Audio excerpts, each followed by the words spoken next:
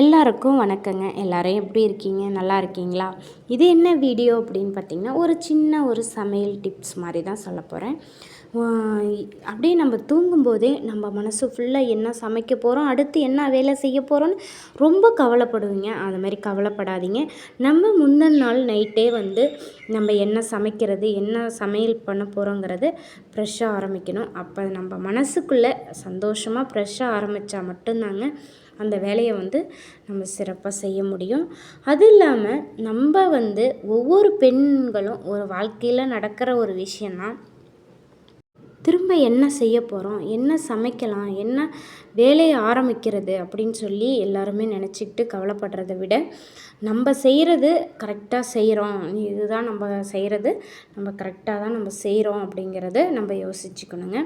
ஒவ்வொரு பெண்களும் நம்ம மனசுக்குள்ளே நினைப்போம், நம்மளுடைய குடும்பத்துக்காக உழைக்கணும், நமக்காக உழைக்கணும் அப்படின்னு சொல்லி நம்ம நினைக்கணுங்க. அந்த கடவுள்கிட்ட நம்ம பிரார்த்தனை செஞ்சுக்கணும். அப்போ தாங்க நம்மளுடைய பிரார்த்தனை நம்ம செல்வ செழிப்போட சந்தோஷமாக வாழ்ந்துக்கணும். வாழ்கிறது கொஞ்ச காலம், நிம்மதியோடு வாழணும் அப்படிங்கிறத நம்ம நினச்சிக்கணுங்க.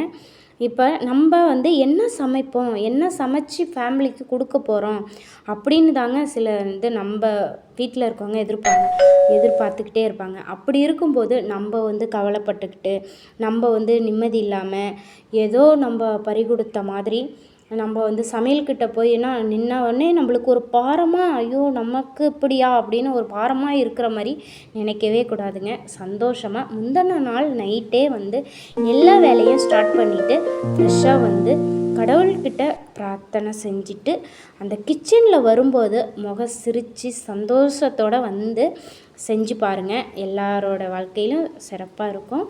அது மட்டும் இல்லை, நம்ம முன்னாடியே என்ன வேலை செய்ய போகிறோம், எப்படி செய்ய போகிறோங்கிறத நம்ம டிசைட் பண்ணிட்டு தாங்க நம்ம சமையலுக்குள்ளே வரணும்.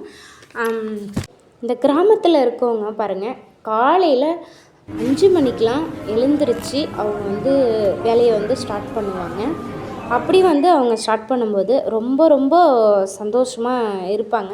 இது எப்படின்னு பார்த்திங்கன்னா, அடுத்து அவங்க என்ன வேலை செய்யணும் அப்படிங்கிறது நம்ம அலாரம் வச்சு எழுந்திரிச்சு அந்த வேலையை ஸ்டார்ட் பண்ணுறோம் அப்படிங்கிறது நம்ம இந்த வேலைக்கே நம்ம மனசோட கஷ்டத்தோட பாரத்தோடு கிச்சனில் நிற்கக்கூடாது.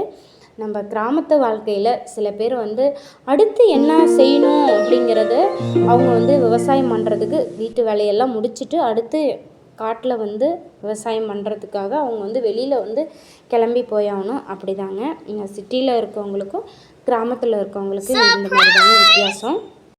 எல்லா இல்லத்தரசிங்களும் நினைப்பாங்க, கண்டிப்பாக நினைக்கிற ஒரு விஷயந்தான், நம்மளுடைய கணவருக்கு ஒரு உதவியாக இருக்கணும், அவர் மட்டும் சம்பாதிக்கிறாரு, நம்ம வீட்டில் சும்மா இருக்கமே அப்படின்னு சொல்லி நினைக்கிறவங்களுக்கு இந்த வீடியோ ஸ்கிப் பண்ணாமல் பார்த்து சந்தோஷப்பட்டிங்கன்னா ஒரு லைக் போட்டு விட்டுருங்க.